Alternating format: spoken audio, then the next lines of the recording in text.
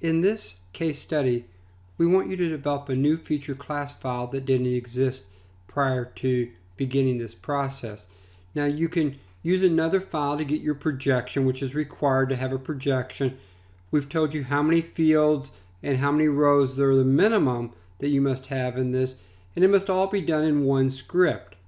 We've showed you several of these principles as parts of individual scripts, and now what we want you to do is combine this together. So basically creating a feature class file with a projection that did not exist in the past. Now there are multiple different ways this can be done. We'll leave it to your ingenuity on how you want to complete this task, but in the end, basically you're going to give a geodatabase to your instructor for them to look at the feature class file and make sure that it's met the parameters.